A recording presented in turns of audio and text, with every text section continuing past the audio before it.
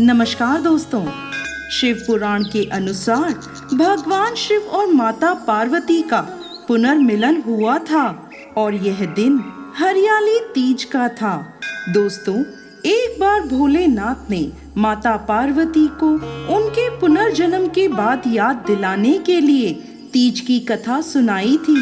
भगवान शिव ने कथा सुनाते हुए कहा, पार्वती, तुम मुझे पति के रूप में पाना चाहती थी, जिसके लिए तुमने हिमालय पर्वत पर कठोर तप किया। तुमने सर्दी, गर्मी, बरसात आदि सभी कष्टों को सहा। इसे देखकर तुम्हारे पिता बेहद दुखी थे। एक बार भगवान विष्णु के कहने पर देवर्षि नारद तुम्हारे घर गए और उन्होंने तुम्हारे पिता से कहा कि विष्णु भगवान आपकी पुत्री से विवाह करना चाहते हैं। आपकी क्या राय है? यह सुनकर पर्वतराज बेहद खुश हुए और वह अपनी पुत्री का विवाह भगवान विष्णु के साथ करवाने के लिए तैयार हो गए। यह समाचार नारद जी ने विष्णु भगवान को दिया, लेकिन जब ये बात तुम्हें पता चली तो तुम नाराज हो गईं, क्योंकि तुमने मेरे लिए घोर तप किया था और तुम मुझे मन ही मन अपना पति मान चुकी थी। यह बात तुमने अपनी सहेली को बताई, तब उसने तुम्हारी मदद करने के लिए तुम्हें एक घने वन में छुपा दिया। वह वन ऐसा था जहां तुम्हारे पिता कभी नहीं पहुंच सकते थे। इस वन में तुम लगातार तप करती रहीं। पर्वतराज तुम्हारे ना मिलने से परेशान थे।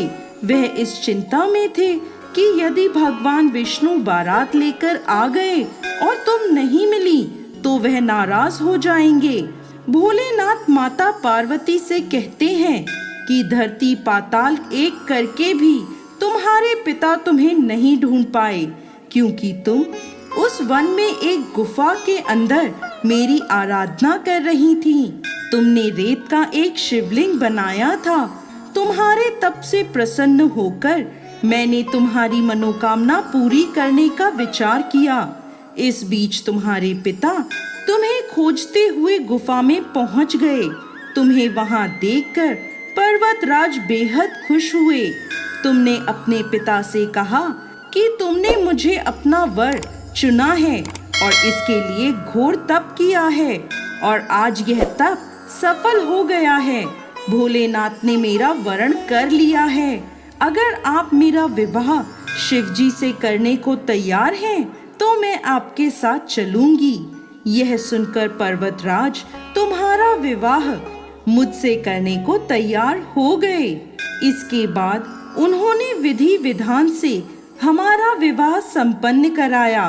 हे पार्वती, जिस तरह तुमने यह मेरा कठोर व्रत किया और हमारा विवाह संपन्न हुआ, उसी तरह यदि कोई स्त्री इस हरियाली तीज का व्रत पूरी श्रद्धा और निष्ठा से करेगी तो मैं उसे मनवांछित वर प्रदान करूंगा और अखंड सौभाग्य का वरदान दूंगा। हे भोलेनाथ, इस कहानी को कहते, सुनते और हुंकार भरते सब पर कृपा करिएगा। दोस्तों, सावन मास के शुक्ल पक्ष की तृतीया तिथि को हरियाली तीज मनाई जाती है। इस दिन महिलाएं अपने पति की लंबी उम्र और अखंड सौभाग्य के लिए मां पार्वती और भोलेनाथ की पूजा करती हैं। जय भोलेनाथ, जय माता पार्वती।